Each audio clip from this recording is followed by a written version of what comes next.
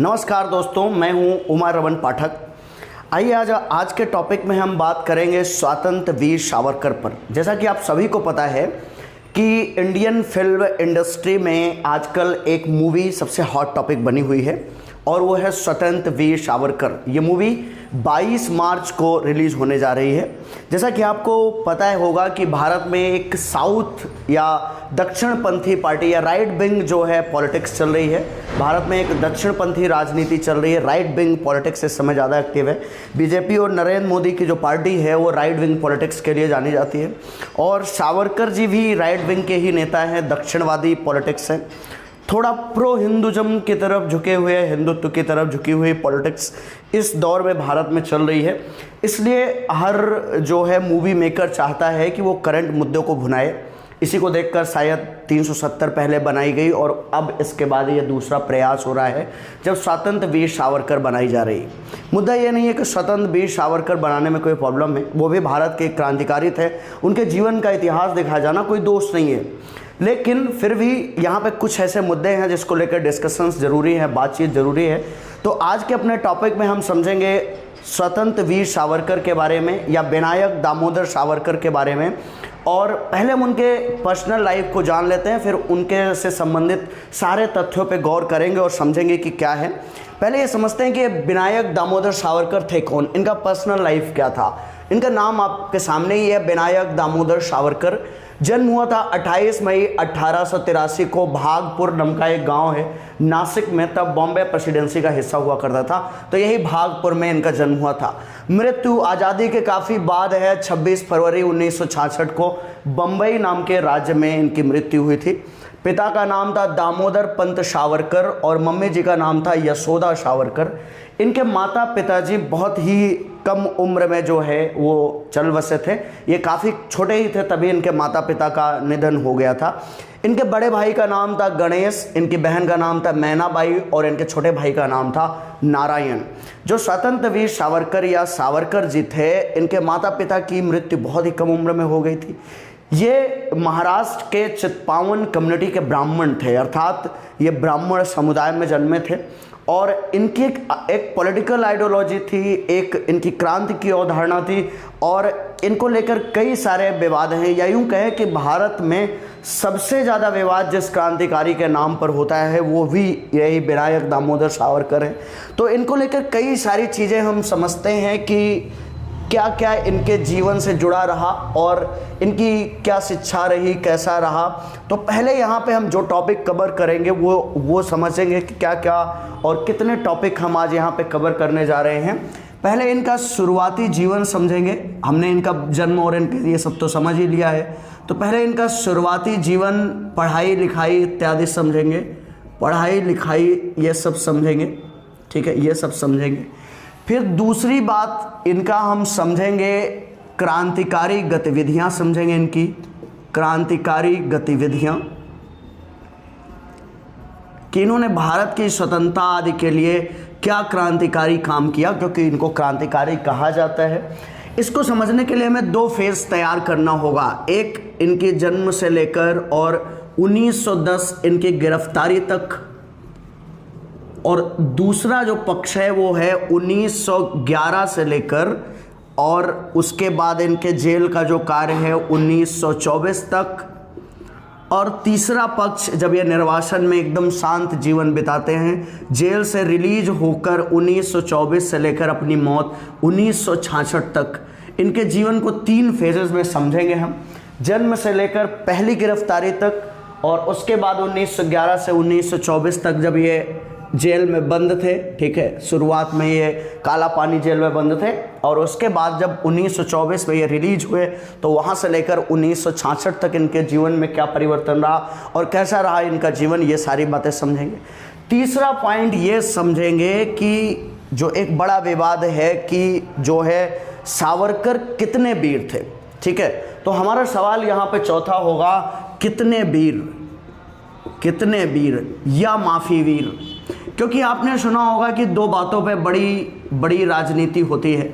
जो right wing politicians हैं, चाहे वो आरएसएस हो, चाहे वो जनसंघ हो, चाहे वो भारतीय जनता पार्टी हो, वैसे तो स्वतंत्र वीर सावरकर या विनायक दामोदर सावरकर जो भी कह लो इनको, ये कभी भी ना तो आरएसएस के मेंबर रहे हैं, ना ही ये कभी जनसंघ के मेंबर रहे हैं। बीजेपी तो 1980 में बनी, लेकिन तब जनसंघ थी, तो जनसंघ भी इन्होंने कभी नहीं ज्वाइन करी, जो श्यामा प्रसाद मुखर्जी का संगठन था, जो आगे चलकर भारतीय जनता पार्टी में बदल गया। और ना ही ये कभी राष्ट्रीय स्वयंसेवक संघ के मेंबर रहे हैं। हाँ, हिंदू महासभा के मेंबर और अध्यक्ष जरूर रहे थे ये। तो उन दो पक्ष हैं सावरकर को लेकर भारत में। एक पक्ष वो है जो इनको बहुत बहादुर आदमी मानता है, और इस सब की पॉलिटिक्स शुरू होती है भारत में सबसे ज़्यादा जब भारत में नरेंद्र मोदी की सरकार बनती है साल 2014 में, क्योंकि इनका नाम महात्मा गांधी की हत्या से जुड़ता है। इसलिए शुरुआत में जनसंघ और भारतीय जनता पार्टी भी इनसे दूरी बनाकर चलती थी। फिर जब अटल बिहारी वाजपेयी की सरकार आई और अटल बिहारी वाजपेयी काफ़ी इफेक्टिव लीडर हुए, तब जाकर इनको मेन स्ट्रीम पॉलिटिक्स में लाने की कोशिश की गई, और भारतीय जनता पार्टी ने इन्हें अपनी आइडियोलॉजी में शामिल किया और इनको वीर या स्वतंत्र वीर सावरकर कहने की शुरुआत की गई। वैसे इनको स्वतंत्र वीर क्यों कहा गया ये तो मैं पहले ही बताऊंगा, वीर कब कहा गया इसका भी इतिहास मैं आपको बताऊंगा। लेकिन यहाँ पे दो नैरेटिव्स हैं। एक नैरेटिव संघ परिवार और भारतीय जनता पार्टी का जो कहता है कि वीर सावरकर बहुत ही वीर थे, काला पानी इन्होंने भुगत लिया, ये बहुत ही बहादुर आदमी थे। दूसरा नैरेटिव है उनके विरोधियों का और कांग्रेस का, खास करके जैसे वर्तमान में कांग्रेस के सबसे बड़े नेता राहुल गांधी कहते हैं कि मेरा नाम सावरकर नहीं है, मेरा नाम राहुल गांधी है। तो गांधी पे उनका मेन फोकस है कि मैं गांधी हूँ, गांधी, और मैं माफ़ी नहीं मांगता हूँ। ठीक है, तो मतलब वो ये इंडिकेट करना चाहते हैं कि सावरकर ने माफ़ी मांगी इसलिए वो बहादुर नहीं है, और चूंकि मेरे नाम में गांधी लगा है इसलिए मैं माफ़ी नहीं मांगूंगा, मैं बहादुर आदमी हूँ। अपने को गांधी के तौर पे वीर साबित करने की कोशिश करते हैं। तो दो नैरेटिव है, एक कहता है कि सावरकर वीर है और दूसरा नैरेटिव कहता है कि सावरकर माफ़ी वीर है। तो इस पे भी हम क्या करेंगे, अपने जवाब तय करेंगे। तीसरी कोशिश हम ये करेंगे ये जानने की कि उनकी हिंदुत्व की आइडियोलॉजी क्या थी, वो हिंदुत्व को कैसे देखते थे, क्योंकि उनको एक हिंदूवादी नेता भी बताया जाता था, तो उनको हिंदुत्व की कैसी आइडियोलॉजी थी। चौथी बात ये थी कि जाति प्रथा पर उनका क्या जाति प्रथा, छुआछूत, ठीक है, छुआछूत पर भी उनका नज़रिया क्या था, इस पर वो क्या सोचा करते थे। ये सारे पॉइंट्स यहाँ पे हम कवर करेंगे। पांचवा पॉइंट जो हम इस पे कवर करेंगे वो हमारी कोशिश होगी ये कवर करने की कि हमारा एक कंक्लूजन निकालने की कोशिश होगी कि भारत में जो गांधी जी की हत्या हुई है उस पर उनका क्या रोल रहा होगा, गांधी हत्या में रोल, ठीक है, गांधी हत्या में उनका क्या रोल था, ये भी यहाँ समझने की कोशिश करेंगे। और उसके बाद जेल से छूटने के बाद राजनीतिक गतिविधि क्या थी ये भी समझने की कोशिश करेंगे। ठीक है, फिर अगली चीज़ समझने की कोशिश करेंगे द्विराष्ट्र सिद्धांत को समर्थन देना इनका, ठीक है, ये भी समझने की कोशिश करेंगे। तीसरी बात ये भी समझने की कोशिश करेंगे कि अखंड भारत को लेकर उनका क्या नज़रिया था, अखंड भारत को लेकर वो क्या सोचते थे। इतने सारे पॉइंट्स पर हम समझने की कोशिश करेंगे विनायक दामोदर सावरकर या वीर सावरकर को। तो आइए एक एक पॉइंट शुरू करते हैं। हमने उनके शुरुआती जीवन को तो बहुत अच्छे से बता दिया कि उनके माता का क्या नाम था, उनके पिताजी का क्या नाम था, उनका भाई वगैरह का क्या नाम था।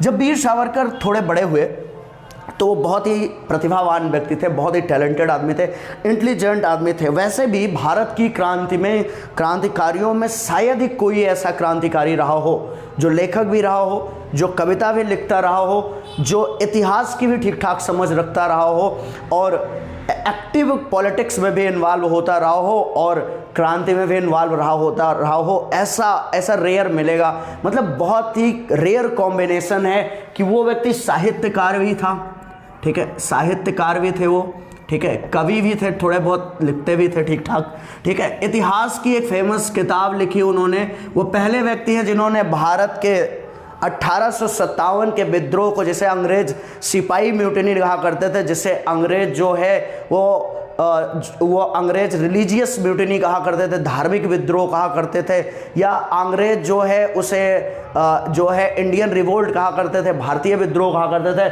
उसे उन्होंने सबसे पहले भारत का प्रथम स्वतंत्रता संग्राम कहा। बाकायदा एक किताब लिखी 1908 में जिसका नाम ही है भारत का प्रथम स्वतंत्रता संग्राम 1857।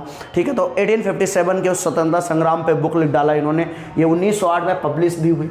तो इतिहासकार भी थे वो, ठीक है, इतिहासकार भी थे, और इसके अलावा राजनेता तो थे ही, ठीक है, और उसके अलावा जो है वो भारत के एक क्रांतिकारी भी थे, इसमें भी कोई शक नहीं है। तो ये सारी बातें जो है ये इनके बारे में कही जा सकती है कि ये इनके गुण थे। ठीक है, तो पढ़ने में काफ़ी अच्छे थे वो, इसलिए उन्होंने अपनी शुरुआती बेसिक पढ़ाई पूरी करने के बाद पुणे के जो फार्गूसन कॉलेज है, ठीक है, फार्गूसन कॉलेज से क्या कर लिया उन्होंने, ग्रेजुएशन कर लिया, अपना बीए पूरा कर लिया। और जब बीए पूरा कर लिया तो वहाँ पे महाराष्ट्र में, या मतलब रत्नागिरी के उस इलाके में जो सबसे एक्टिव कांग्रेस के पॉलिटिशियन थे उनका नाम था बाल गंगाधर तिलक। बाल गंगाधर तिलक की सिफारिश से उन्हें एक स्कॉलरशिप मिली जिसे बोलते हैं श्याम जी कृष्ण वर्मा स्कॉलरशिप। श्याम जी कृष्ण वर्मा गुजरात के एक बहुत बड़े क्रांतिकारी थे और वो लंदन में रहा करते थे, इंग्लैंड में रहा करते थे, और इंग्लैंड में वो कई सारी जो है क्रांतिकारी गतिविधियां और क्रांतिकारी संगठन चलाते थे। और साथ ही साथ उन्होंने वहाँ पर एक बड़ा सा घर ले रखा था जिसे कि इंडिया हाउस कहा करते थे। ठीक है, इंडिया हाउस कहा करते थे। ये इंडिया हाउस उस समय भारत से गए उन सभी पढ़ाकू और क्रांतिकारी लड़कों का अड्डा हुआ करता था जो भारत से लंदन में जाकर क्रांति भी किया करते थे और साथ ही साथ पढ़ाई लिखाई भी किया करते थे।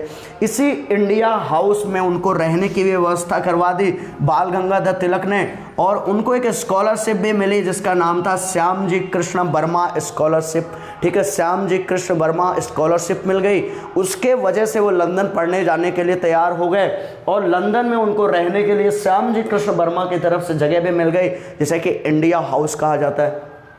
तो वो लंदन पढ़ने चले गए। 1906 में उन्होंने लंदन से अपनी लॉ की पढ़ाई पूरी कर ली। ठीक है, लॉ की पढ़ाई क्या कर ली, पूरी कर ली। इसी दौरान लंदन में इन्होंने क्रांतिकारी छात्रों का एक संगठन बनाया और इस संगठन का नाम था इंडियन सोसाइटी या इंडिया सोसाइटी। ये संगठन जो है वो भारतीय छात्रों को एकजुट करता था लंदन में और क्रांतिकारी गतिविधि को जो है वो इन्हेंस करता था, ये बढ़ाता था। और इसी इंडिया हाउस में उस दौरान जो है ये रहा करते थे, क्या कहते हैं आपके विनायक दामोदर सावरकर साहब। जब उन्होंने इंडिया सोसाइटी नाम के संगठन से क्रांतिकारी बिगुल फूंकना शुरू किया तो अंग्रेज सरकार जो है इनको लेकर क्या हो गई, काफ़ी चौकन्नी हो गई। इसी बीच इसी इंडिया हाउस में एक और लड़का रहता था जिसका नाम था मदन लाल ढींगरा। मदन लाल ढींगरा, याद रखिएगा ये नाम। ठीक है, मदन लाल ढींगरा जो है वो इंडिया हाउस में रहते थे। अब 1906 में पढ़ाई पूरी करके जो ये आपके विनायक दामोदर सावरकर साहब हैं, ये उसी इंडिया हाउस में जो श्याम जी कृष्ण वर्मा द्वारा चलाया जाता है वहीं रहते थे। वहाँ पर एक और बड़ा क्रांतिकारी बच्चा रहता था जिसका नाम था मदन लाल ढींगरा। 1 जुलाई 1909 को मदन लाल ढींगरा ने करजन वाइली को गोली मार दी। करजन वाइली कौन थे ये पहले समझते हैं। मदन लाल ढींगरा ने मारा। किसने मारा? मदन लाल ढींगरा ने। मदन लाल ढींगरा ने करजन वाइली को क्या कर दिया, गोली मार दिया।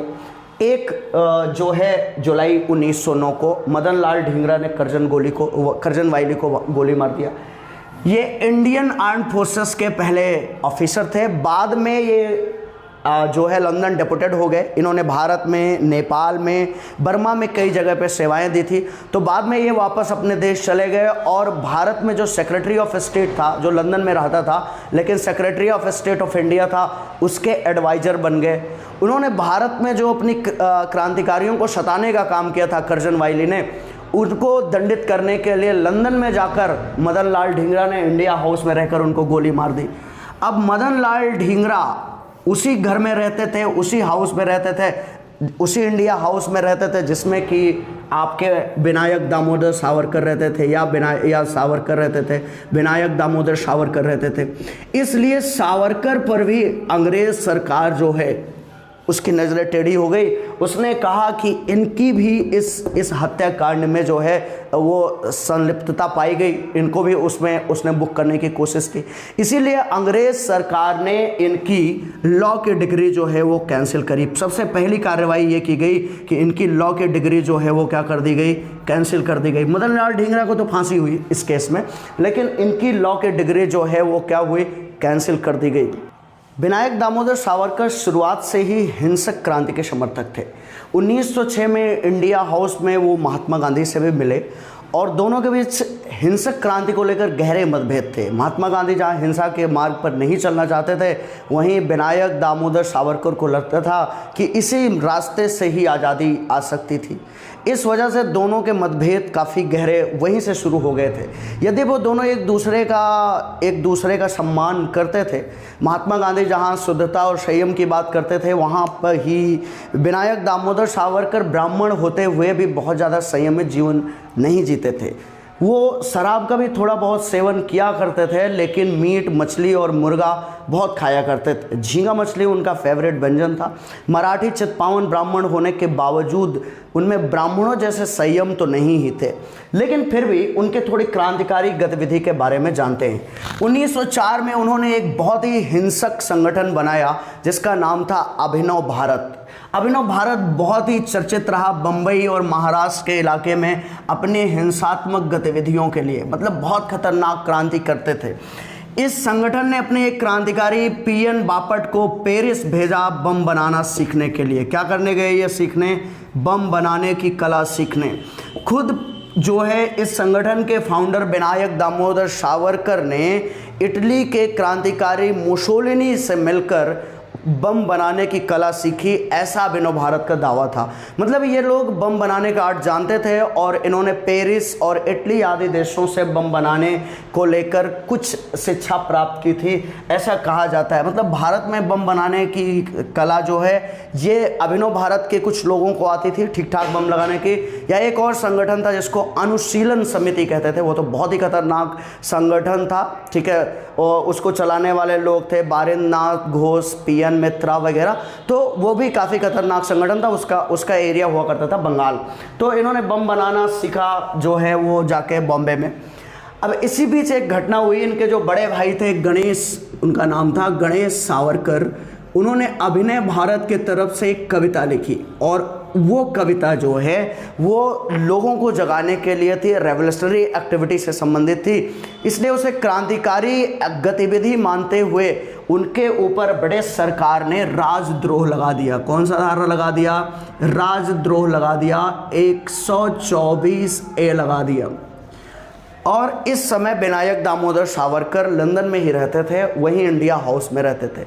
यहाँ पर पुणे में इनके भाई को गिरफ्तार कर लिया गया राजद्रोह के आरोप में, और जो सावरकर परिवार था उसके ऊपर बहुत कठोर वर्जनाएं की गई।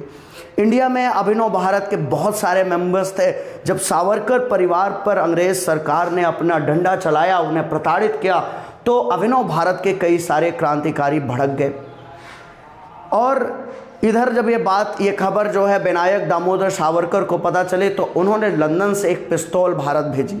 वो पिस्तौल भारत आई और इनके एक क्रांतिकारी को मिली जिसका नाम था अनंत कान्हरे। नाम याद रखिएगा, अनंत कान्हरे। अब चूंकि इनके बड़े भाई गणेश सावरकर को राजद्रोह के आरोप में सजा सुनाई थी पुणे के कलेक्टर जैक्सन ने, रुक जाइए इसको मिटा के हम आपको समझाते हैं। तो पुणे के जो कलेक्टर थे उनका नाम था जैक्सन, उन्होंने ही इनके बड़े भाई को जो है क्या किया, जैक्सन ने ही राजद्रोह के आरोप में सजा सुनाई थी। इसलिए सावरकर ने एक पिस्टल भेजी इंडिया, अनंत कान्हरे को भेजी और कह दिया गया कि जैक्सन को मार दिया जाए, ऐसा कुछ कहा जाता है, ऐसा अंग्रेज सरकार का आरोप है। इसी पिस्टल से 21 दिसंबर 1909 के दिन जैक्सन की हत्या हुई। एक्चुअली उस दिन तब तक वो पुणे में प्रमोट हो चुके थे और वो कमिश्नर बनने जा रहे थे, मतलब डिस्ट्रिक्ट कलेक्टर से पुणे के अब वो कमिश्नर बनने जा रहे थे, इसलिए उनका एज ए कलेक्टर अंतिम दिन था। उनको विदाई समारोह के लिए वहाँ पे एक ड्रामा का आयोजन किया गया था, और वो जब ड्रामा देखने वहाँ पहुँचे 21 दिसंबर 1909 के दिन, तो अनंत लक्ष्मण कानरे नाम के क्रांतिकारी ने उनको गोली मार दी और उनकी हत्या हो गई। इस हत्या में 3 लोगों पे मुकदमा चला, अनंत कानरे, कृष्ण जी कारवे, विनायक देश पांडे, और साथ साथ इसमें साजिश रचने का आरोप लगाया गया विनायक दामोदर सावरकर। इसके अलावा कई और क्रांतिकारियों को 2-2 साल की सजा हुई। 19 अप्रैल 1910 को इन 3 क्रांतिकारियों को फांसी की सजा दे दी गई, अनंत कानरे को, कृष्णा जी कारवे को और विनायक देश पांडे को। अनंत लक्ष्मण कानरे उस समय मात्र 18 साल का बच्चा था। जब उसको क्या दी गई, उस समय फांसी दी गई, तो वो मात्र केवल 18 वर्ष का एक छोटा सा नन्हा सा बच्चा था, तो उसको यहाँ पे फांसी दे दी गई। तो ये सारा कुछ जो है इसकी प्लानिंग का आरोप लगा लंदन में बैठे विनायक दामोदर सावरकर पर। इसलिए विनायक दामोदर सावरकर को 23 मार्च 1910 को ब्रिटिश सरकार ने गिरफ्तार कर लिया।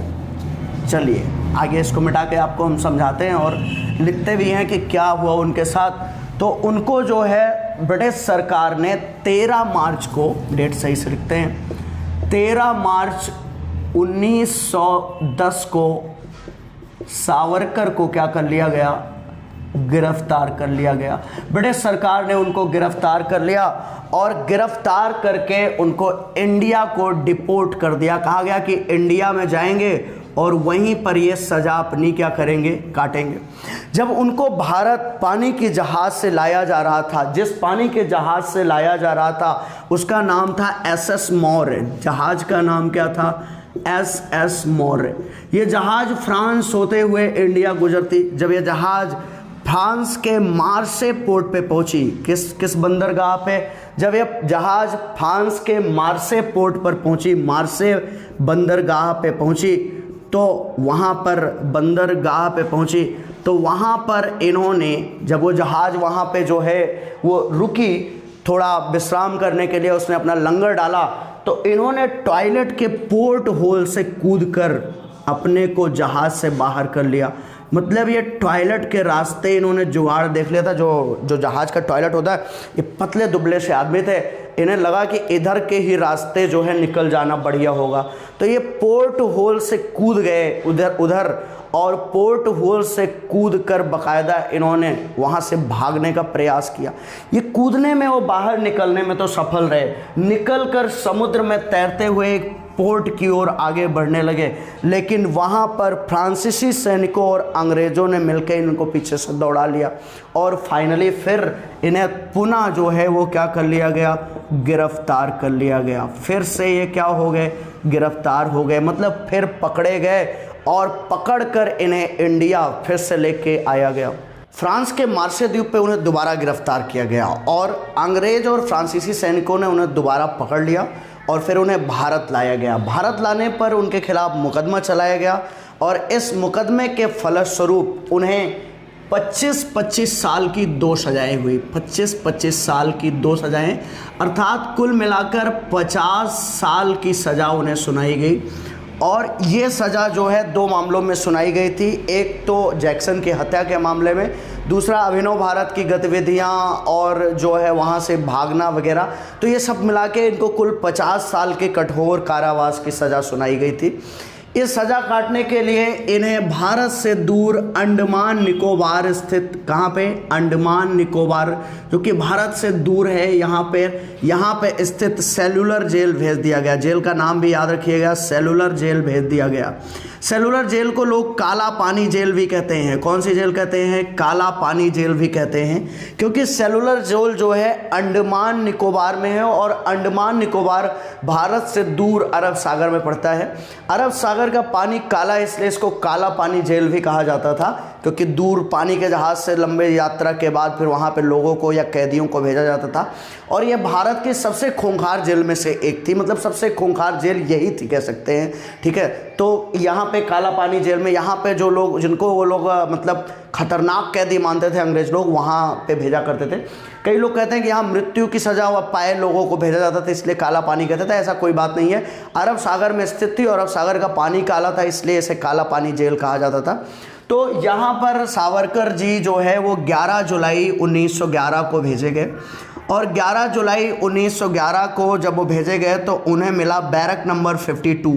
ये एक 7.5 गुणे 13.5 का कमरा था, जिसमें एक हल्की सी रोशनी आया करती थी। बिल्कुल तन्हाई बैरक था, मतलब अकेले इनको रहना था। जहाँ पे ये बैरक था उसी के नीचे अंग्रेज सरकार का फांसी घर था, जहाँ पर हर महीने 3 से 4 लोगों को फांसी दिया करते थे, कई बार 5 बार। जब उनको फांसी देते तो उनकी आवाज़ें आदि जो है, जो डरावनी थी, वो उन सारी खतरनाक चीज़ों ने सावरकर को तोड़ना शुरू कर दिया था। इस जेल में लोगों को एक टाइम पर अपना टॉयलेट वगैरह जाना होता था। अंग्रेज लोग इनको सताते भी थे, क्योंकि खूंखार कैदियों में आते थे ये लोग, काफ़ी मारपीट करी जाती थी इनके साथ। अगर कई बार वहाँ शौचालय में जगह ना होती, आप टाइम पे ना जाते, तो फिर आपको अपने बैरक में ही टॉयलेट वगैरह करना पड़ता, गंदगी रहती, मलमूत्र पड़ा रहता, उसकी सफाई भी नहीं होती। वो कमरा आज भी है, और ये सेलुलर जेल जो है इस समय वो भारत सरकार की राष्ट्रीय धरोहर है, तो आप वहाँ जाके इसको देख सकते हैं। बड़ी संख्या में टूरिस्ट आजकल इसको जाते हैं देखने। अभी ये एक पिकनिक स्पॉट है, उस समय भय का स्पॉट था। यहाँ जाने के बाद लोगों का लौटना बड़ा नामुमकिन सा माना जाता था। तो इसी जेल में इनको 50 साल की सज़ा डालने के लिए भेज दिया गया कि 50 साल सेलुलर जेल में वो रहेंगे और यहाँ पे सज़ा भुगतेंगे। एक तो नीचे फांसी घर था और फांसी की आवाज़ें आती थी। दूसरी बात की जो है, यहाँ पे जो प्रताड़ना थी, उन सब ने सावरकर को ऐसा तोड़ा कि उन्होंने 1.5 महीने के अंदर 29 अगस्त 1911 को पहला माफ़ीनामा ब्रिटिश सरकार के नाम पे लिख डाला। ये डेट याद रखिएगा, फर्स्ट माफ़ीनामा इसी डेट को लिखा गया था। 29 अगस्त 1911 को उन्होंने अपना पहला माफ़ीनामा लिखा। बड़ी मार्मिक लैंग्वेज में ये माफ़ीनामा लिखा गया था कि अगर आपकी हुकूमत मुझ पर दया करती है और मुझे रिलीज़ करती है, तो मैं हर संभव कोशिश करूँ रहूँगा कि आपका मैं लॉयल बना रहूँ। ये सारी बातें जो है उस लेटर का हिस्सा थी, उस माफ़ीनामे का हिस्सा थी, जो सबसे पहले वीर सावरकर ने ब्रिटिश सरकार को लिखा था। अच्छा, इस माफ़ीनामे को लिखने की वजह से ही सावरकर पर आरोप लगने शुरू हुए कि वो जो है टूट गए। एक ऐसा क्रांतिकारी जिसका नाम महाराष्ट्र की राजनीति में खौफ का प्रतीक था, जिसे तिलक से जिसने क्रांति सीखी, और तिलक जो है कांग्रेस के गर्मवादी नेता हैं। श्यामजी कृष्ण वर्मा के इंडिया हाउस में जो रह के आया हो, जो कि जितना चर्चा बंगाल में अनुशीलन समिति की थी उससे थोड़ा बहुत कम अभिनव भारत की महाराष्ट्र में थी, क्योंकि बंगाल के अनुशीलन समिति तो बहुत दमदार संगठन थे। तो इस तरह से कह सकते हैं कि अभिनव भारत का मेंबर जो बम बनाने के लिए इटली गया हो, फ्रांस गया हो, अपने लोगों को भेजा हो, पीएन बापट को पेरिस भेज दिया कि बम सीख के आओ, वो ऐसा टूटा इस जेल में कि उसने माफ़ी पर माफ़ी लिखी। इसी जेल में वो 9 साल 10 महीने तक रहे। कब तक? 9 साल 10 महीने तक सेलुलर जेल अंडमान निकोबार का बैरक नंबर 52 उनका निवास रहा। कब तक रहे यहाँ पे? 1911 से लेकर 1921। ठीक है, 1911 के जुलाई में आए थे और ये 1921 तक 9 साल 10 महीने तक यहाँ पर बंद रहे। इन 9 साल 10 महीनों में वो इतना टूटे कि उन्होंने कुल 6 माफ़ीनामा अंग्रेज सरकार को लिखा। पहला माफ़ीनामा, ऐसे बहुत माफ़ीनामे अंग्रेज सरकार के सामने आते थे, बड़े बड़े हीरो बहुत जल्दी ही डाउन पड़ जाते थे, तो पहले माफ़ीनामे पे अंग्रेज सरकार ने कोई रिएक्शन नहीं दिया 1911 में। 1913 में इन्होंने दूसरा माफ़ीनामा लिखा अपना, और इस माफ़ीनामे में उन्होंने कहा कि मुझे अगर माफ़ करेगी ब्रिटिश सरकार तो मैं कोऑपरेट करूँगा, लेकिन फिर भी ब्रिटिश सरकार का कोई रिएक्शन नहीं रहा। फिर तीसरा माफ़ीनामा उन्होंने लिखा, और फाइनली चौथा माफ़ीनामा उन्होंने ब्रिटिश अधिकारी सर रेजिनाल्ड क्रेडाक को लिखा। रेजिनाल्ड क्रेडाक को लिखे इस माफ़ीनामा में उन्होंने जो लिखा उसकी भाषा बड़ी अजीब है। पहले तीसरे हलफनामे का मामला देखो। तीसरे में उन्होंने कहा कि मैं अपनी पूरी लॉयल्टी के साथ ब्रिटिश सरकार के प्रति अपनी निष्ठा व्यक्त करूंगा, अगर सरकार हमें माफ़ करेगी तो मैं राजनीतिक गतिविधियों से दूर रहूंगा। ये तीसरी बात में लिखा था। चौथे में वो लिखते हैं, उन्होंने 2-3 गुहार लगाई थी, ये सबसे खास हुआ चौथा। ठीक है, चौथा माफ़ीनामा उन्होंने जो लिखा उसके बारे में हम आपको बताते हैं क्या क्या पॉइंट थे इसके, जो इन्होंने रेजिनाल्ड क्रेडाक को लिखा था। ठीक है, तो चौथे को यहाँ पे कोट कर लेते हैं। फोर्थ जो है माफ़ीनामा है वो, ठीक है, किसको लिखा गया है? रेजिनाल्ड क्रेडाक को लिखा गया है, जो कि जेल ऑफिसर थे, उनको लिखा गया था के ड्राक, ठीक है, इसको लिखा गया। इसमें लिखा गया था पहला पॉइंट कि मुझे कहीं भारत शिफ्ट कर दिया जाए, भारत की जेल में शिफ्ट कर दिया जाए, क्योंकि अंडमान निकोबार भारत की भूमि से अलग था, तो इस वजह से कि हम ये चाहते थे कि इन्हें महाराष्ट्र वगैरह की किसी जेल में शिफ्ट कर दिया जाए। दूसरी बात इन्होंने कहा कि जो है हम अंग्रेज सरकार के प्रति लॉयल रहेंगे, ठीक है, लॉयल रहेंगे। तीसरी बात कहा कि ब्रिटिश संविधान में मेरी आस्था है, ब्रिटिश संविधान में मेरी आस्था है, मेरी आस्था है, रहेगी। और राजनैतिक या कह सकते हैं एक्टिव पॉलिटिक्स छोड़ दूंगा, ऐसा कुछ कह दिया, राजनीतिक मार्ग छोड़ दूंगा, ठीक है, मार्ग छोड़ दूंगा। ये सब वादा किया इन्होंने कि मैं देखो राजनीति से संन्यास ले लूंगा, ठीक है, ब्रिटिश सरकार के प्रति मेरी आस्था रहेगी, ठीक है, मैं ब्रिटिश सरकार के प्रति लॉयल रहूंगा, भारत की जेल में कहीं अन्यत्र शिफ्ट कर दिया जाए मेरे को, ठीक है। ये सारे पॉइंट्स जो है इन्होंने लिखा। एक और पॉइंट लिखा था कि मैं ब्रिटिश सरकार के लिए काम करने के लिए तैयार हूँ, ब्रिटिश सरकार के साथ काम करूँगा। अब उसके विरोध में ना ही काम करूँगा, साथ काम करूँगा, ये भी इस पत्र का हिस्सा था। और अगर ब्रिटिश सरकार हमारे प्रति दया करती है तो इस चौथे माफ़ीनामा में उन्होंने ये बात लिखा। इस चौथे माफ़ीनामा ने कुछ असर ब्रिटिश सरकार पे डाला और इसका परिणाम ये हुआ कि ब्रिटिश सरकार ने सेलुलर जेल के हिस्ट्री में पहली बार एक ऐसा कदम उठाया जो उस जेल में कभी नहीं हुआ था, ठीक है। उस जेल में कभी ऐसा नहीं हुआ था कि किसी कैदी को उसके परिजनों से मिलने दिया गया हो। ये पहली बार हुआ उस जेल में जब एक कैदी को उसके परिजनों से मिलने दिया गया था। नहीं तो सेलुलर जेल में कैदियों को केवल मृत्यु से मिलने दिया जाता था। मृत्यु से फ्री एक्सेस था, आराम से मिलो, मौत जी आएंगी, आपको मिलेंगी और आप मर जाओ, ठीक है। लेकिन पहली बार किसी व्यक्ति को, किसी कैदी को अगर उनके परिजनों से मिलने की अनुमति दी गई तो वो है कौन? विनायक दामोदर सावरकर जी।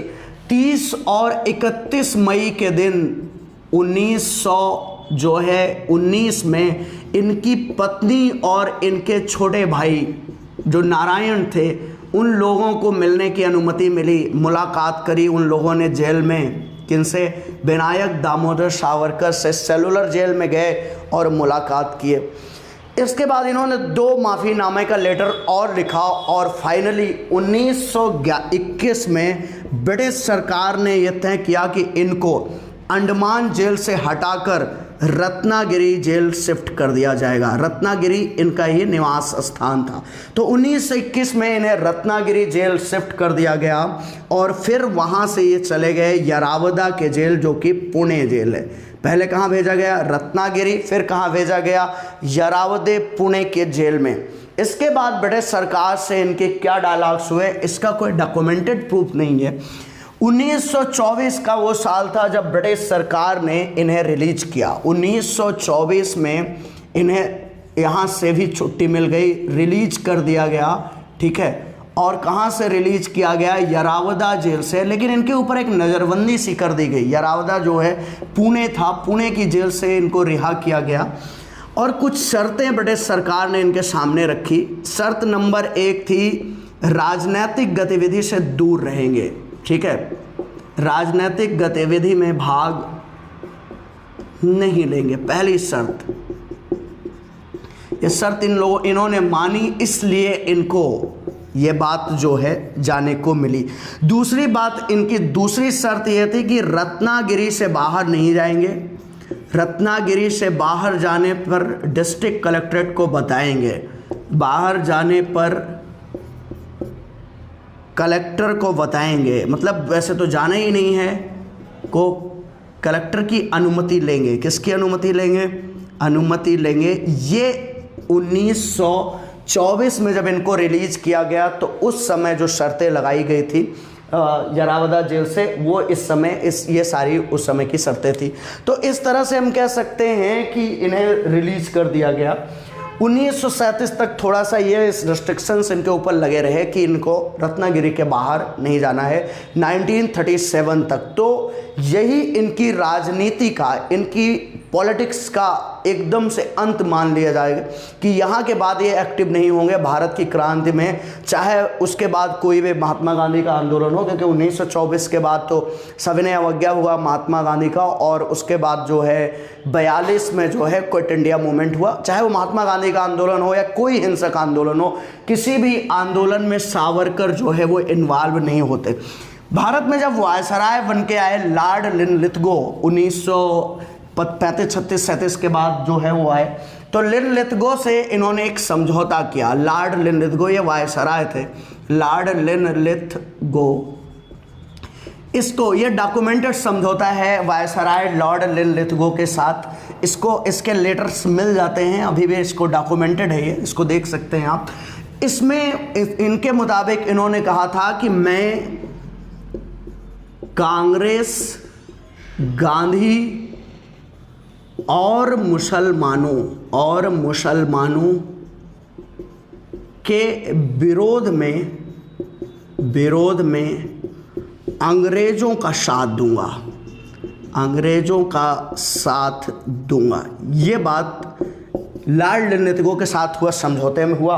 इसका परिणाम ये हुआ कि ब्रिटिश सरकार ने इन्हें 60 रुपीज़ पर मंथ जो है वो पेंशन दे दी। ये काफ़ी ज़्यादा रुपए था उस ज़माने के हिसाब से। 60 रुपये पर महीने की जो पेंशन इनको दी ब्रिटिश सरकार ने, मतलब उस समय क्लास 2 अधिकारी की सैलरी इतनी नहीं थी, आमतौर पे जो क्लास 2 थे।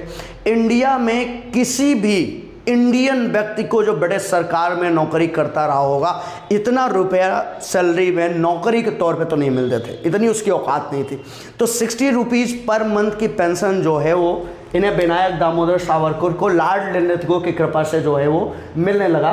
ये सारा चीज़ जो है ये इस माफ़ीनामे के बाद और रिलीज होने के बाद, लॉर्ड लिनलिथगो के साथ समझौते के बाद हुआ। अब यहाँ पे बड़ा जो मेजर सवाल बन के आता है वो ये आता है कि जो विनायक दामोदर सावरकर हैं वो कितने बहादुर, मतलब कितने वीर, या फिर दूसरा सवाल है कि माफ़ी वीर, ये कौन सी चीज़ सही है कि वो बहादुर आदमी थे, वीर आदमी थे या माफ़ी वीर थे? इस पे एक डिस्कशन होना ज़रूरी है, ठीक है। तो सबसे पहले बात करते हैं कि वीर इनको कौन कहता है। वीर इनको कहते हैं राइट विंग के लोग। वैसे इनको वीर कब से कहा जाने लगा? 1936 में महाराष्ट्र के एक फिल्मकार और साहित्यकार थे, उनका नाम था आत्रेय, ठीक है। बहुत ज़्यादा नाम चर्चित नहीं है, लेकिन ठीक ठाक नाम था, आत्रेय नाम था। उन्होंने महाराष्ट्र में एक फिल्म वगैरह का प्रोग्राम आयोजित किया, एक फिल्म वगैरह को लेकर एक सभा बुलाई, और उसके चीफ गेस्ट थे 1936 में यही विनायक दामोदर सावरकर। वो ज़माना था जब विनायक दामोदर सावरकर का कांग्रेस विरोध करने लगी थी, क्योंकि उनकी आइडियोलॉजी महात्मा गांधी के खिलाफ ही थी आमतौर पे, इस वजह से कांग्रेस उनका विरोध करती थी। 1936 के उस सम्मेलन में कांग्रेसियों ने कहा कि अगर विनायक दामोदर सावरकर आएंगे तो हम उनका विरोध करेंगे। कांग्रेसियों ने कहा हम काले झंडे दिखाएंगे, उनको काले झंडे दिखाने के लिए उधर लोग वो अपना उन झंडा वंडा लेके आ गए। फिर भी सावरकर वहाँ पे आए, और ना केवल आए बल्कि उन्होंने एक शानदार स्पीच वहाँ पे दी। इस वजह से फिल्मकार और साहित्यकार आत्रेय साहब ने जब अपना भाषण देना शुरू किया as a host, as a कार्यक्रम का संचालन करता, तो उन्होंने कहा कि जो व्यक्ति सेलुलर जेल में नहीं डरा उसे ये कांग्रेसी कैसे डरा सकते हैं, वो स्वतंत्र वीर सावरकर है। पहली बार ये वर्ड यूज किया गया उनके नाम के साथ 1936 में, स्वतंत्र वीर सावरकर। बाद में जब राइट विंग पॉलिटिक्स भारत में एक्टिव हुई तो उसने सावरकर को अपना लीडर बना लिया। एक्चुअल में सावरकर हिंदू महासभा में तो थे, हिंदू महासभा के 1937 में वो अध्यक्ष भी बने, लेकिन कभी भी वो राष्ट्रीय स्वयंसेवक संघ आरएसएस या फिर बीजेपी की जो शुरुआती पार्टी थी जनसंघ के मेंबर नहीं रहे। शुरुआत में गांधी जी के मर्डर में इनका नाम आने की वजह से जनसंघ और आरएसएस ने इनसे दूरी बनाए रखी, लेकिन जब भारत में अटल बिहारी वाजपेयी की सरकार आई तो पहली बार सावरकर की आइडियोलॉजी को रिकॉग्नाइज किया गया।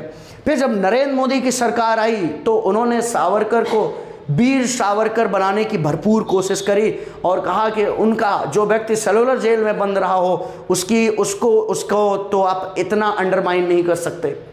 उनको लगा कि कांग्रेस का मेंबर नहीं था, गांधी से दूरी थी, इस वजह से उनके साथ ऐसा बिहेव किया गया है कि उनको क्रांति से दूर रखा गया। दूसरी तरफ कुछ लोग ऐसे भी हैं जो इनकी इस वर्जनाओं का विरोध करते हैं। जैसे कांग्रेस के जो लोग हैं, जो लेफ्ट के लोग हैं, वो कहते हैं कि एक आदमी जिसने माफ़ी मांगी हो वो जो है उसको हम क्रांतिकारी क्यों कहें। जिस समय ये माफ़ीनामा लिख रहे थे और अपना चौथे माफ़ीनामा इन्होंने लिखा, इस समय जो बंगाल के एक बहुत मशहूर क्रांतिकारी थे अरविंदो घोष, छोटे भाई वारेंद्रनाथ घोष इनके साथ ही सेलुलर जेल में बंद थे। उन्होंने अपने एक खत में लिखा कि इस लेटर के बाद ब्रिटिश सरकार का रवैया इनके प्रति काफ़ी संवेदन युक्त हो गया, इनके प्रति बहुत इमोशनल हो गए ब्रिटिश सरकार। वो एक और बात लिखते हैं, कहते हैं कि सावरकर बंधुओं में तब तक क्रांति की उम्मीद नहीं मरी थी। वो बाकी क्रांतिकारियों को तो भड़काते हैं कि आप क्रांति अंग्रेज सरकार के खिलाफ करो, लेकिन जब खुद पे बात आती है तो चुप्पी साध जाते हैं। क्योंकि ये दोनों भाई, जो इनके बड़े भाई थे गणेश और ये विनायक, ये दोनों के दोनों वहीं सेलुलर जेल में बंद थे उस जमाने की बात है। वारेंद्रनाथ घोष तो अनुशीलन समिति के मेंबर थे। युगांतर जैसा बड़ा संगठन था उनका, युगांतर का हिस्ट्री आप सुन लीजिए। उसके एक क्रांतिकारी ने मुजफ्फरपुर डिस्ट्रिक्ट कोर्ट के जज के ऊपर बम डाला, जिसका नाम है खुदीराम बोस। भारत का सबसे कम उम्र का क्रांतिकारी, 18 साल 9 महीने का था वो जिस समय उसको फांसी चढ़ाई गई। तो युगांतर एक हिस्ट्री, उसके फाउंडर थे ये वारेंद्रनाथ घोष। अनुशीलन समिति के मेंबर थे वारेंद्रनाथ घोष। और अनुशीलन समिति की तो एक लेगेसी थी बंगाल में, हिंसा की, मार की, काट की, विद्रोह की, स्वदेशी मूवमेंट के समय जिन लोगों ने क्रांतिकारियों को दंडित किया था उनको चुन चुन के मारा अनुशीलन समिति वालों ने। तो वारेंद्रनाथ घोष जी उसी से आते हैं। वारेंद्रनाथ घोष जी कहते हैं कि लेकिन जेल स्टाफ जो है वो इनके प्रति काफ़ी दयायुक्त भावना रखने लगा था। किसके प्रति? वीर सावरकर या विनायक दामोदर सावरकर को। उन्होंने अपनी किताब में लिखा, ठीक है, कि जो हर 15 दिन जो है बाद जो है वो जेल में लोगों के वजन तौले जाते थे, और जो ये सावरकर थे इनका जो वजन था वो 12 पाउंड लगभग बढ़ गया था उस समय, ठीक है। 14 पाउंड से थे और 26 पाउंड के हो गए थे उस समय, मतलब 12 से 14 पाउंड इनका वजन जो है वो बढ़ गया था। तो इसलिए इनके विरोधी कहते हैं कि जो व्यक्ति जेल में वजन उसका बढ़ रहा है, जिसको 60 रुपये पेंशन मिल रही हो, जिसने वादे के बाद कभी भी एक्टिव पॉलिटिक्स में हाथ ना आजमाया हो, जो 9 साल के अंदर 6 माफ़ीनामा लिख डालता हो, उसे वीर क्यों कहेंगे? दोनों बातें अपने अपने आप पे हैं। आइए एक स्टूडेंट की तरह इसको कंक्लूड कर लेते हैं बात को। इसको जानने के लिए कि सावरकर कितने वीर थे या नहीं थे, इसके लिए हम सावरकर को 2 फेज़ में देखेंगे। एक है 1911 के पहले के सावरकर और दूसरा है 1911 के बाद के सावरकर। 1911 के पहले के सावरकर भारत के एक महानतम क्रांतिकारी हैं। महाराष्ट्र में उनके नाम का जलवा है, जितना जलवा अनुशीलन समिति का बंगाल में है उसे थोड़ा बहुत कम अभिनव भारत का महाराष्ट्र में है। तिलक जैसा आदमी उनकी स्कॉलरशिप की पैरवी करता है, इसका मतलब एक ब्रिलियंट, एक टैलेंटेड और ताकतवर व्यक्ति रहे होंगे वो, ठीक है। तो 1911 के पहले ठीक ठाक और अच्छे क्रांतिकारी थे ये, इनको पूरे नंबर मिलते हैं इसके बाद। लेकिन उस जेल की परिस्थितियां कैसी थी कि उसने एक बड़े क्रांतिकारी को तोड़ के रख दिया और फिर वो ऐसा टूटा कि उसने क्रांति का नाम लेना भी छोड़ दिया। तो इस वजह से कहेंगे कि 1911 के बाद के सावरकर निश्चित रूप से निंदनीय, निंदा नहीं कर सकते तो ये तो नहीं कह सकते कि वो बहुत बड़े वीर थे। इसके बाद इनके वीरता काफ़ी संदिग्ध हो जाती है।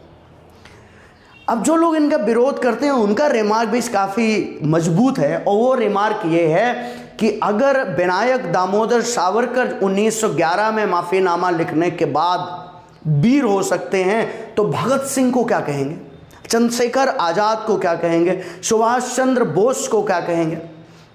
और फिर ये सवाल बड़ा आश्चर्यजनक रूप ले लेता है, हम ये नहीं कहते कि वो हमारे क्रांतिकारी नहीं हैं। विनायक दामोदर सावरकर एक रिस्पेक्टिव क्रांतिकारी हैं भारत के। इंदिरा गांधी सरकार ने उनके नाम से डाक टिकट जारी किया और इंदिरा गांधी ने इनकी मृत्यु के बाद इन्हें सच्चा सपूत भी कहा था। लेकिन फिर भी प्रश्न तो यही है कि अगर इनके नाम के आगे वीर या स्वातंत्र्य वीर लगा देंगे तो भगत सिंह का स्टेटस क्या होगा। भगत सिंह की अगर बात करें तो भगत सिंह के सामने भी ये प्रश्न आया था कि वो माफ़ीनामा लिखे, क्योंकि भगत सिंह जब लाहौर की जेल में, कोट लखपत जेल में बंद थे, तो उनकी सुनवाई के हर दिन कुछ लोग लगातार जाते थे। कांग्रेस का एक बहुत बड़ा नेता लगातार जाता था, नाम था मदन मोहन मालवीय।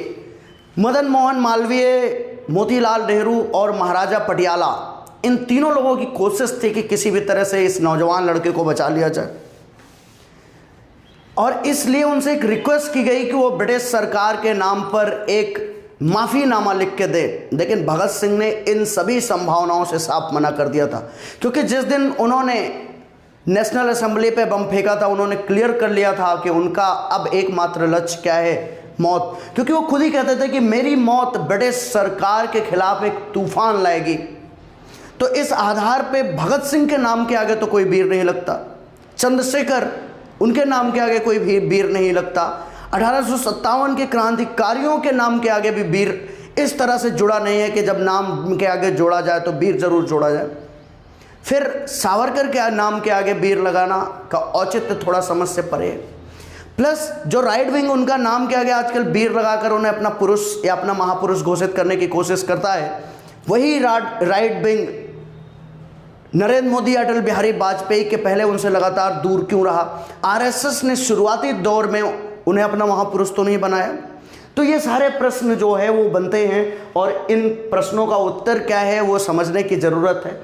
अब दूसरी बात है, उनके हिंदुत्व की आइडियोलॉजी को समझते हैं कि वो हिंदुत्व को किस तरह से या किस नज़रिए से देखते थे, और भारत की वर्ण व्यवस्था और जाति प्रथा को क्या समझते थे। आइए सबसे पहले हम समझते हैं 1927 में उनकी एक मीटिंग हुई महात्मा गांधी से रत्नागिरी में, जो कि महाराष्ट्र में पड़ता है। ठीक है, ये उनका गृह जिला भी है। यहाँ पे महात्मा गांधी से वो मिले और दोनों लोगों की मुलाकात है, काफ़ी चर्चित विषय है जिस पे वो बात करते हैं। यहाँ पे सावरकर जी, क्योंकि सावरकर जी जो है वो एक्टिव राजनीति में नहीं थे, लेकिन सोशल वर्क लगातार कर रहे थे, ऐसा नहीं था कि वो पूरी तरह से इनएक्टिव थे।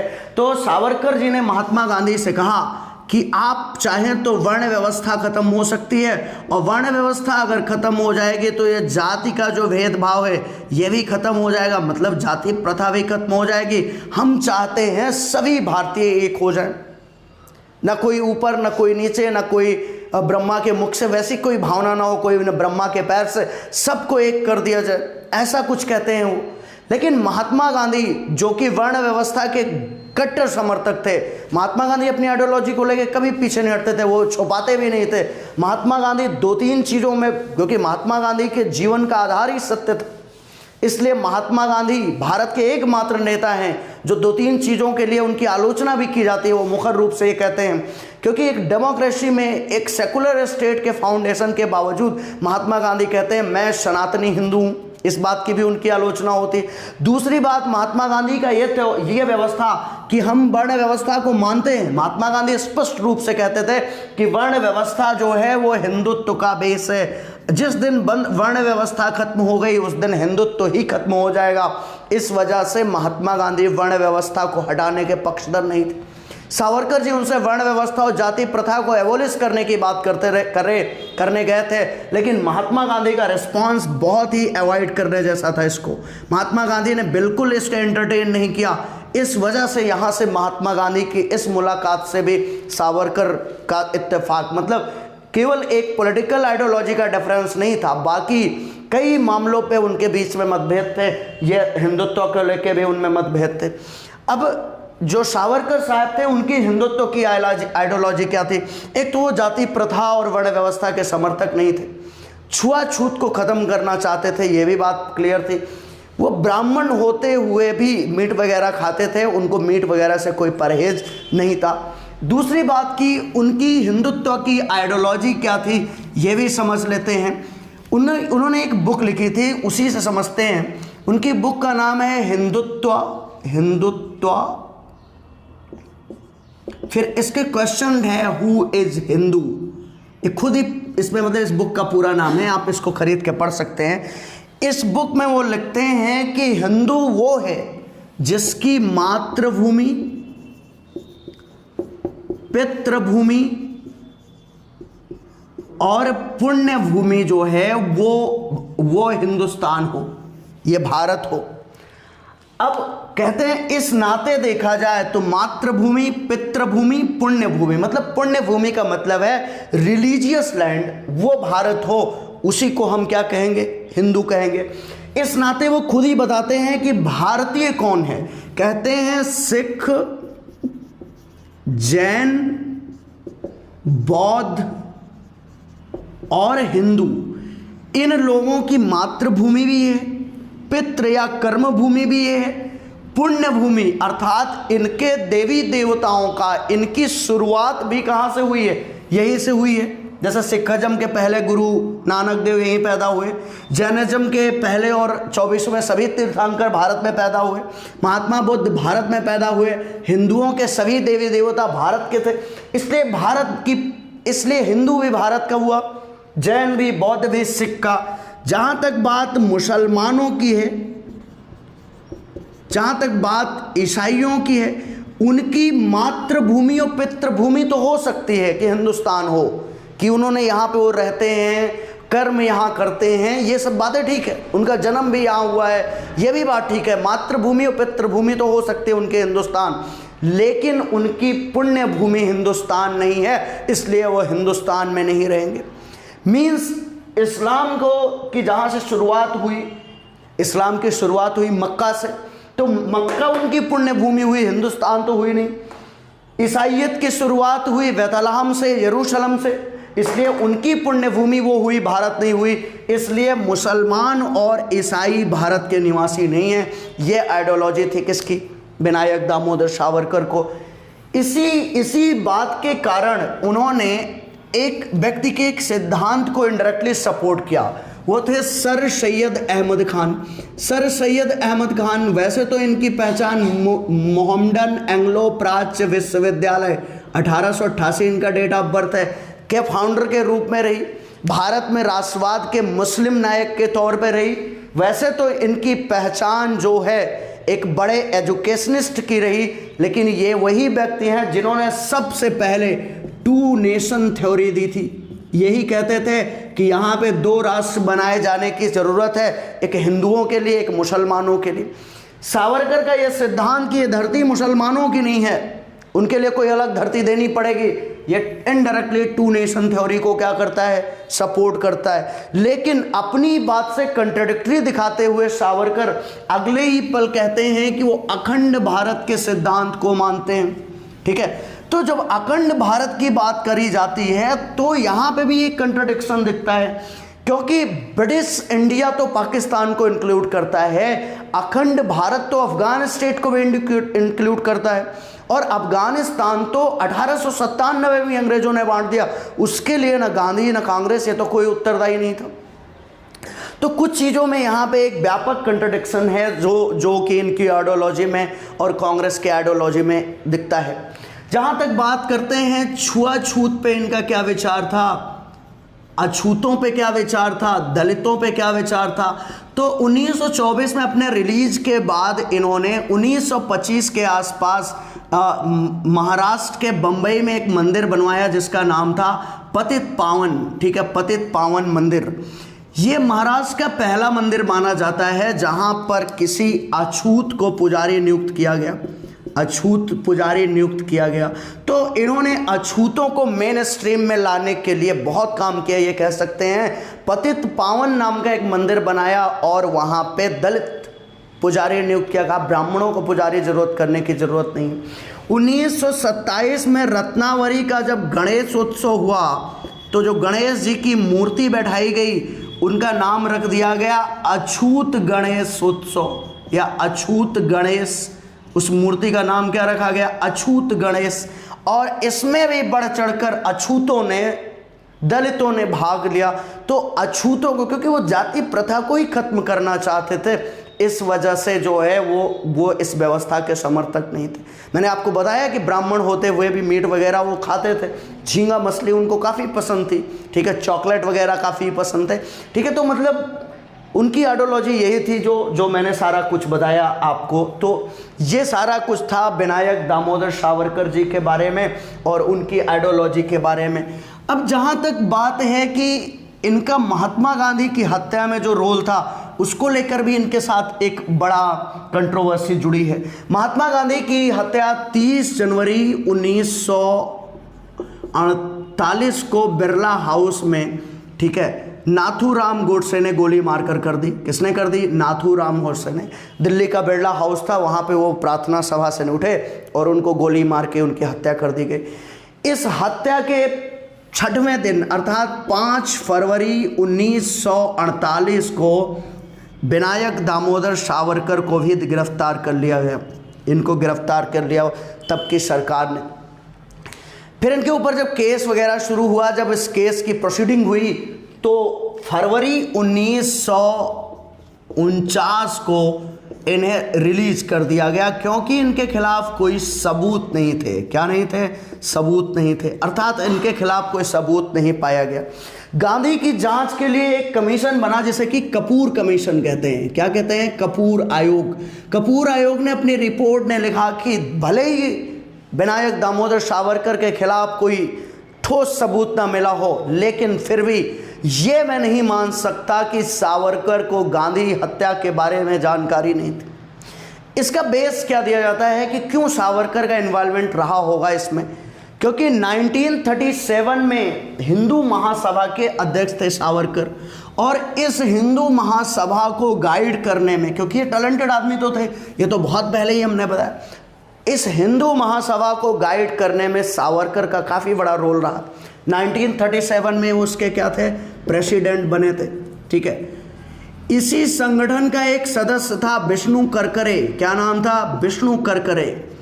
वो गोडसे से पहले महात्मा गांधी को मारने की कोशिश कर चुका था, और करकरे को भेजने में शायद, ऐसा शायद है, मतलब इसमें कोई फैक्ट नहीं है, शायद सावरकर का हिस्सेदारी रही होगी। इसी वजह से लोग कहते हैं कि एक कोशिश फेल होने के बाद दूसरी कोशिश कराई गई, और उसको कराने के लिए किसको यूज़ किया गया? नाथूराम गोडसे को। तो इस तरह से क्या है कि विनायक दामोदर सावरकर एक विवादित फेस भी बन गए, और अपनी इस आरोप के बाद भले ही वो कोर्ट से बरी हो गए, लेकिन उस समय की जो जनता थी उसकी नज़र में वो गांधी के हत्यारे ही बने रहे। ज़्यादातर लोग उनसे दूरी बनाए रखे। वो एक्टिव पॉलिटिक्स में पहले तो अंग्रेजों से किए गए वादे की वजह से नहीं एक्टिव हो पाए, लेकिन जब भारत आज़ाद हुआ, उनको राजनीति में एक्टिव होने का समय आया, तो उन पे गांधी की हत्या का भारी और संगीन आरोप लगा। वो बात अलग है कि उनके ऊपर ये आरोप सिद्ध नहीं हुआ, लेकिन फिर भी उनकी पॉलिटिकल इमेज को एक डेंट लगा, और इस डेंट की वजह से विनायक दामोदर सावरकर कभी भी उभर नहीं पाए। अपनी मौत 1966 तक वो इसका दंश झेलते रहे, महात्मा गांधी की मृत्यु का। उनके कुछ और भी विचार थे, जैसे आज़ाद हिंद फौज को लेकर उनका विचार था कि ये गोरों की सेना है। आज़ाद हिंद फौज, इसके भी विरोध में उन्होंने बिल्कुल खुलेआम इसके विरोधी थे कि गोरों की सेना में भर्ती हो रहे हैं। सुभाष चंद्र बोस की आज़ाद हिंद की आइडियोलॉजी को बकवास बोलते थे वो। दूसरी बात, कांग्रेस और महात्मा गांधी की आइडियोलॉजी से भी बिल्कुल उनको कोई इत्तेफाक नहीं था। तो कई मायने में ये कह सकते हैं कि गांधी से उल्टी आइडियोलॉजी थी उनकी। लेकिन जहाँ तक आरोपों की बात है, आरोप तो दोनों पक्ष लगाते हैं। अब बात करें कि उनको इतना बड़ा आइकॉन बनाने की, तो जैसे ही भारत में राइट विंग पॉलिटिक्स एक्टिव हुई, वैसे ही उन्होंने सावरकर को आइकॉन बनाया, और पहले अटल बिहारी वाजपेयी ने और बाद में नरेंद्र मोदी ने उनको फ्रंट फुट पे लाने की कोशिश की।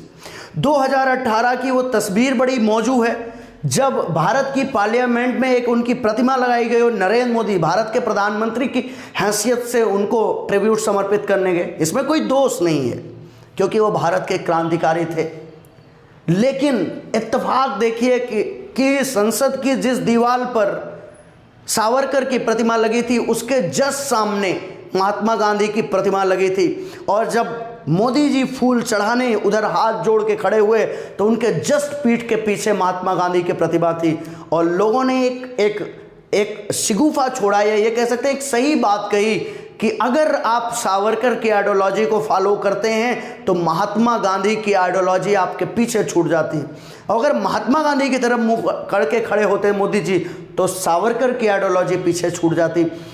अब चूंकि राइट विंग पॉलिटिक्स एक्टिव है भारत में, हिंदुत्व की पॉलिटिक्स एक्टिव है, इसलिए हर फिल्मकार चाहता है कि उसको भुनाए, इसीलिए 370 बनाई, इसीलिए एक्सीडेंटल प्राइम मिनिस्टर बनाई गई, और इसीलिए अब ये मूवी बनाई जा रही है। इसका फैक्ट क्या है ये तो आप लोग समझ चुके हैं। अब आपको तय करना है कि सावरकर को वीर कहा जाना है, सावरकर को कितने स्टेटस में रखना है, या माफ़ी वीर कहा जाना है। लेकिन मैं दोनों बातों से इत्तेफाक नहीं रखता। मुझे वीर कहने में भी एक हिचक है, क्योंकि फिर मैं भगत सिंह को क्या कहूँगा। माफ़ी वीर कहने से मैं कोई भी व्यक्ति टूट सकता है इतने बुरी हालात में, तो मैं इस बात को भी जो है खारिज करता हूँ। हाँ, मेरी टीम ने कुछ क्वेश्चन तैयार किए थे, कुछ बच्चों ने भी मेरे पास क्वेश्चन भेजे हैं इसको लेकर, क्योंकि उन लोगों ने जो ये मूवी बना रहे हैं वो लोग, उन लोगों ने कुछ अपना इंटरव्यू वगैरह दिया है, तो हमारी टीम के कई लोगों ने वो इंटरव्यू वगैरह देखा है, और उसके जो क्वेश्चंस हैं वो मैं थोड़ा थोड़ा यहाँ पे एक रिजॉल्व करने की कोशिश कर लेता हूँ। रणदीप हुड्डा ने अपने इंटरव्यू में क्या क्या कहा, मैं थोड़ा सा उसको बोलता हूँ। पहला तो उन्होंने ये कहा कि आमरण अनशन जो गांधी जी किया करते थे, आमरण अनशन, जो लोग आमरण अनशन करते थे वो मरे क्यों नहीं, अगर मरे क्यों नहीं, ये सवाल उन्होंने बड़ी विनम्रता से पूछा कि सावरकर की तरह लड़ना आसान नहीं है, लेकिन आमरण अनशन अगर कोई करा तो मरा क्यों नहीं। 1942 क्विट इंडिया मूवमेंट के टाइम पर ब्रिटेन के प्रधानमंत्री थे विंस्टन चर्चिल, और विंस्टन चर्चिल किसी भी कीमत पे नहीं चाहते थे कि भारत आज़ाद हो, ठीक है। इवन जब हार गए वो भारत आज़ाद हुआ तब भी वो ख्वाब देखते थे कि किसी दिन भारत फेल कर जाएगा और फिर से लौटेंगे, क्योंकि आज़ादी उन्होंने नहीं दी। क्लीमेंट एटली जो लेबर पार्टी के प्राइम मिनिस्टर थे उन्होंने दी। विंस्टन चर्चिल उन दिनों बीमार थे और लगातार पता कराते रहे कि ये बुढ़ा पानी पी पी के भी कैसे जिंदा है। उन्होंने महात्मा गांधी के पानी तक को चेक करवा लिया कि इसमें कोई ग्लूकोज तो नहीं मिला देता। 15-20 दिन का अनशन चलाओ, महात्मा गांधी नहीं मरे, वो अलग बात है। दूसरी बात, महात्मा गांधी ने एक बार सेकेंड राउंड टेबल कॉन्फ्रेंस के बाद जब अंबेडकर 25% रिजर्वेशन लेके आए थे दलितों के लिए, ये मानते हुए कि दलित हिंदू नहीं है, तब भी आमरण अनशन किया था। जेल में यारावदा की जेल थी और वो एकदम मरने वाले थे। वो तो जाके रिजर्वेशन वापस करके पूना पैक्ट कर लिया महात्मा गांधी से डॉक्टर भीमराव अंबेडकर ने, नहीं तो महात्मा गांधी मर गए होते। तो कुछ एग्जाम्पल्स हैं जब ये आमरण अनशन के वजह से कांग्रेसियों की मौत हुई। दूसरी बात, अगर कांग्रेस से इतर आमरण अनशन से लोगों के मरने की बात करें तो भी कुछ एग्जाम्पल्स हैं इसके। ये भी रणदीप हुड्डा जी को बता दीजिएगा कि भारत के क्रांतिकारी थे जिनको भगत सिंह के साथ कोट लखपत जेल में बंद किया गया था। वो बंगाल के केमिस्ट्री के टीचर थे, नाम था जतिन दास, 23 साल का लड़का था ये, और इसने 64 दिन तक हंगर स्ट्राइक की थी।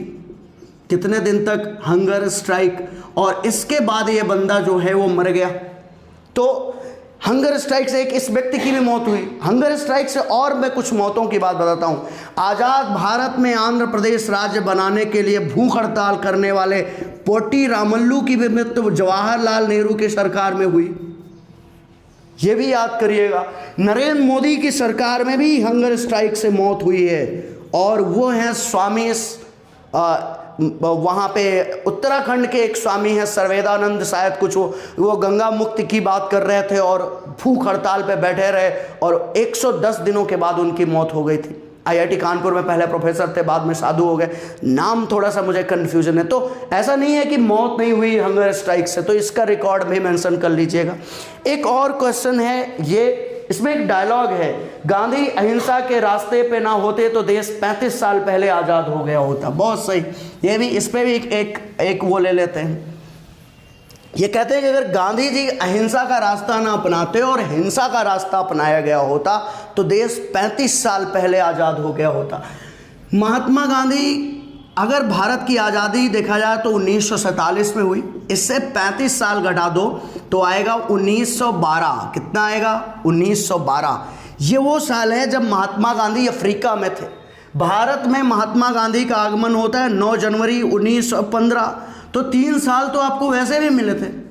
और उस समय विनायक दामोदर सावरकर भारत में सेलुलर जेल में बंद थे। इसके पहले लंबा संघर्ष हिंसा को मिला था। तो ऐसा नहीं है कि महात्मा गांधी की अहिंसा ने भारत को आज़ादी दिलाने से हटा दिया।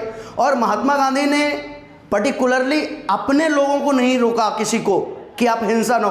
भारत में गांधी की राजनीति से इतर भी कई लोग राजनीति करते रहे, हिंसा करते रहे, चाहे उनका नाम भगत सिंह हो, चाहे उनका नाम सुभाष चंद्र बोस हो, चाहे उनका नाम अशफाक उल्ला खान, पंडित राम प्रसाद बिस्मिल, चंद्रशेखर आज़ाद हो, चित्तू पांडे हो। तो मतलब हिंसा की राजनीति गांधी से इतर होती रही। आप गांधी की आइडियोलॉजी को छोड़ सकते थे। महात्मा गांधी के युग में ही हिटलर भी पैदा हुआ था भारत के बाहर। महात्मा गांधी के युग में ही अमेरिका ने एक बम डाल दिया। महात्मा गांधी ने किसी को रोक नहीं लिया। हिंसा करना आपकी पर्सनल चॉइस थी। महात्मा गांधी कह जरूर रहे थे कि उनके रास्ते पे चलो, लेकिन महात्मा गांधी भारत के प्रधानमंत्री, राष्ट्रपति नहीं थे, कुछ नहीं थे उस समय। वो आप उनसे डिनाई कर सकते थे। और ये 35 साल का आरोप तो बहुत ही वाहियात है, तब तो महात्मा गांधी थे ही नहीं। ये बात सत्य है कि भारत की आज़ादी में हिंसा का कोई बड़ा रोल नहीं है। भारत की आज़ादी में सबसे बड़ा रोल है सेकेंड वर्ल्ड वार का और एडोल्फ हिटलर का। अगर सेकेंड वर्ल्ड वार नहीं हुआ होता तो 35 नहीं 70 साल और आगे लग जाते, तब भी शायद हम आज़ाद ना होते। क्योंकि सेकेंड वर्ल्ड वार ने ब्रिटेन को इस मुहाने पे लाके खड़ा कर दिया, इतना कमज़ोर बना दिया कि उनको छोड़ना उनकी मजबूरी रही। कई ऐसे देश भी रहे जो बाद में खुद ही आज़ाद कर दिया उन्होंने, कोई ज़रूरत ही नहीं पड़ी क्रांति की। तो ऐसा कहना कि 35 साल लगेगा, ये तो बिल्कुल ही वाहियात आरोप है।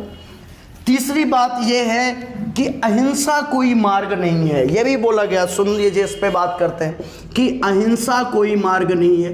कई ऐसे लोग हैं जो ये कहते हैं कि भारत में हिंसा से भी बहुत बार धर्म की स्थापना हुई। रामायण में भी हिंसा हुई और महाभारत में भी हिंसा हुई। उन लोगों के गांधी की अहिंसा से एक प्रॉब्लम है, शायद उनको समझ में नहीं आता कि हिंसा और अहिंसा का लॉजिक क्या है। हिंसा सदैव वहां की जाती है जहां बराबरी हो। बराबरी में आप हिंसा कर सकते हैं। राम भी ताकतवर, रावण भी ताकतवर, कौरव भी ताकतवर, पांडव भी ताकतवर। एक बहुत ताकतवर व्यक्ति के खिलाफ बहुत कमजोर व्यक्ति हिंसा से नहीं लड़ सकता। आज भी तो हम धरना देते हैं सरकार के खिलाफ, सरकार से डिसएग्री करते हैं, सरकार के खिलाफ आमरण अनशन करते हैं। सोचिए अगर कोई सरकार के खिलाफ हिंसा करे, क्या होगा?